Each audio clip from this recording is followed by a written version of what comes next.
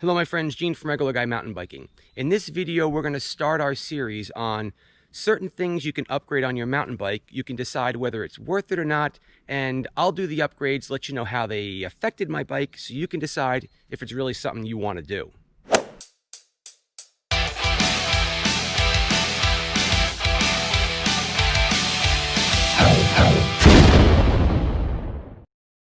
Hello my friends, once again Gene from Regular Guy Mountain Biking. Thanks so much for tuning in. So here's the idea of this video and where these videos are going to go. I was speaking with Box Components and they asked me to do a video on how easy it is to install their new Box 4 8-speed Grupo, right, on a mountain bike. And it is incredibly easy. In fact, I've already done an install of the Prime 9 system. There's a link above my head someplace. And I said, sure, I'll definitely do the video. It sounds like a great idea. But what I figured I'd do is maybe expand it a little further and upgrade lots of different areas of the mountain bike. So let me explain why I want to do this video series. The Box 4 is a really good entry-level one-by drivetrain system. And it's the kind of drivetrain system that you would install on a more, entry-level mountain bike. So let's just say you're the kind of person that bought your Ford, maybe $600-700 mountain bike. Good bike, glad that you're riding. Any bike that you're riding is a good bike as far as I'm concerned. You like the bike, but since you bought a more entry-level version of it, you didn't get all the components you wanted. And one buy is definitely something that people like to get. So what I figured I would do is take my overdrive and upgrade the hell out of it. I mean, I'm going to upgrade way more upgrades than you would normally want to do to this type of bike. It's a good bike, but if you're going to do this many upgrades, you might as well consider buying a new bike. But the reason why I'm doing it is because this way it's on my dime and the connections that I have from the great companies that have been supplying parts for me. So some of the components I bought, some of the components were given to me in this series. What I'll do is I'm going to ride the bike now. We'll talk about how it feels, okay? And then we'll slowly do these upgrades. And then when the bike is done and you've seen the upgrades happen, we'll ride the bike again and then we'll talk about how it feels. This way you can find out, is that particular upgrade worth your money? Should you really spend the money on that upgrade? Because you might not know, especially if you're an entry-level mountain biker, why should you waste your time and your money and not knowing if it's really going to do what you want? Okay, so that's the plan. Let's go jump on the bike. I'll go for a spin. I'll talk. I'll probably pant a little bit because I'm going to be tired. I'll tell you how the bike's feeling. And then the next video you'll see is us starting doing the upgrades. Start doing the upgrades on the mountain bike. All right, here we go. This first section's a pretty nice bumpy hill. So quickly, I'm going to let you know that I really would have liked to have had a dropper seat post on this bike, because I can't drop it, so I'm really taking my time, and I am definitely bouncing quite a bit right now.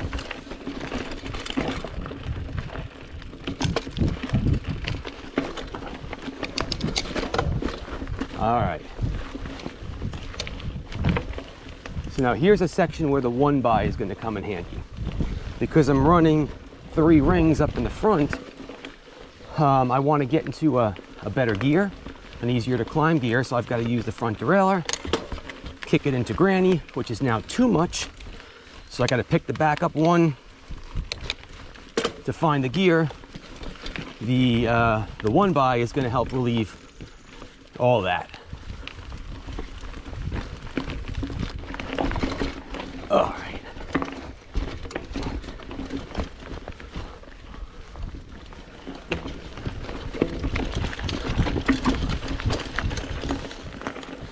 All right, let's talk about a couple things right away when we first started riding.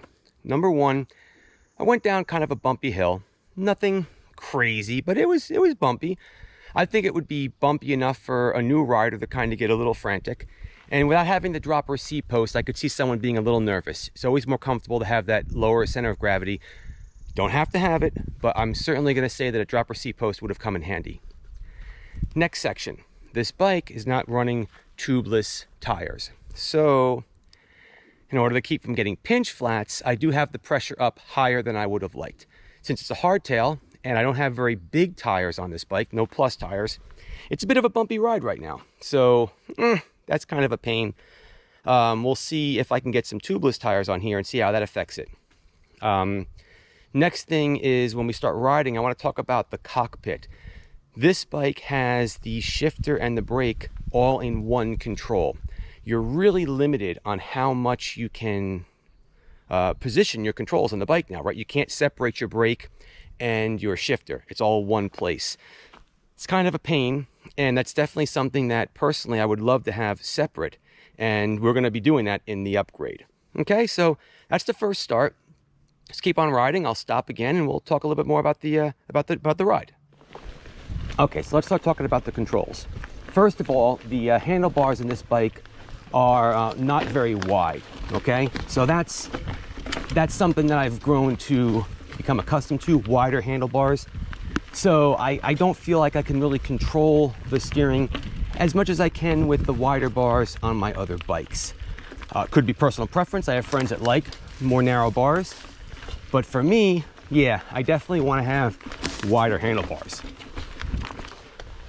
Now, I can't even begin to tell you how much I am not enjoying going back to a multi-ring in the front.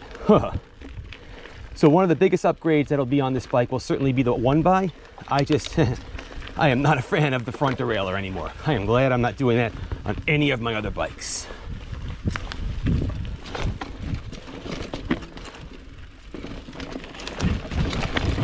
All right, so now we're cruising down a little bit, and I hate that I can't really separate my controls on the handlebars and get a nice good pull on the brakes. These are cable actuated brakes. Doesn't mean that that's bad, but these are low, like, oh geez, I couldn't even stop there. That sucked. That really did suck. All right, I think this is a great place to stop and talk a little bit. All right, so here's what's going on. Here we have this little log that I just didn't do too well on. And the issue was I wanted to stop and I couldn't. The problem is this. Let's go take a look at these handlebars again. These have everything in one control. This is what I mean by that. Notice the brake and the shifter are in the same control. I like index finger braking, so I had to move everything in. So now when I have to shift, it's horrible, okay? But I don't want to be riding like this because with less fingers on the handlebar, you have less grip on the bar. This is not a good way to ride, folks. You have your thumb. That's not how you're supposed to do it. You need your fingers on that bar. But now I can't get enough braking power. So this is going to go, and I'm going to say good riddance to it. And it'll be replaced with the box shifter and new brakes for this bike, okay?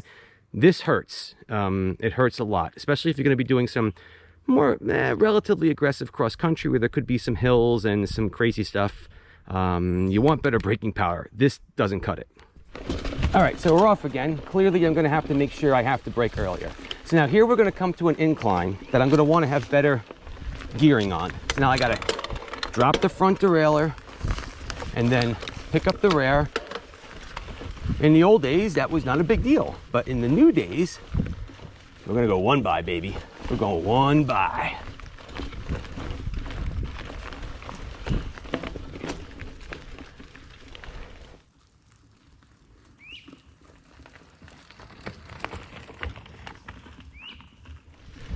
Now, something else we have to talk about are the pedals.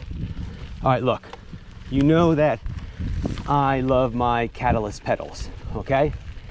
And there will be a beautiful set of red Catalyst pedals that will go on this bike. But I'm telling you right now, my friends, if you're still rocking plastic pedals, anything, anything would be better than those. I would recommend the Catalyst pedals. They're the ones I love from Pedaling Innovations. But, oh man, the brakes, oh Lord. But you just can't be riding these plastic pedals because your feet are gonna slip out. God forbid you're out in the wet, you're gonna get hurt. So pedals have to be on the list of upgrades, okay? You're gonna wanna get new pedals and either some better brakes or an airbag. Damn, I can't even stop the bike. All right, back down another kind of rocky hill. And we do have to talk about the fork. there is no love on this fork. It's basically a pogo stick. It's 2 big springs down 2 metal shafts. That's it. So if you're gonna go and do some more outside stuff, you really want to look into upgrading the fork. I know these are a lot of things. We're gonna talk about that in a minute. But right now, I really have to be careful with what I'm doing because I know that the fork really is just gonna bounce me back up, and that can be kind of scary, okay? All right, folks, so now let's take a break here and talk about this for just a moment. First of all, I'm sure there's a bunch of you folks watching this video right now thinking, you would never upgrade all those things on that entry-level bike. Oh, the upgrade's gonna cost more than the bike. You know what? You're right, and neither would I. But not everybody has the luxury of buying the bike that they want from the beginning. Not everybody has the luxury of buying all the upgrades right away, okay? And not everybody wants all the upgrades I'm talking about. That's why I'm doing this, so that I'll do each upgrade and I'll let you know if it's worthwhile, okay? So please, don't start flaming me in the comments below like, Gene, I would never. I'm with you, but if you're new to mountain biking and you don't know what the upgrade is going to do to the bike, wouldn't you rather me do it for you? I'll do it. Let me tell you how it affects the bike, and then you can decide if you do want to spend the money on it. Now, here's the most important part that I want to stress before I even close up this video. Take a look at this absolutely beautiful view that I'm looking at right now. All right, I'm at one of the points where I live, and this is an absolutely gorgeous view. I'm just looking out to the mountains. It's gorgeous, gorgeous. Now, let's pan over to the bike that got me there. A stock, out of the box, Diamondback overdrive. My point is, don't use these upgrades as an excuse to not get off your ass and ride your bike. That overdrive got me to this beautiful view, and I'm having a blast right now recording this video for you, okay? You don't have to buy everything. You don't need every upgrade. But if you're thinking about doing some upgrades, let me help you. I'll do the upgrades, and then you can decide if they're worth it, okay? First upgrade video is gonna be around here someplace, all right?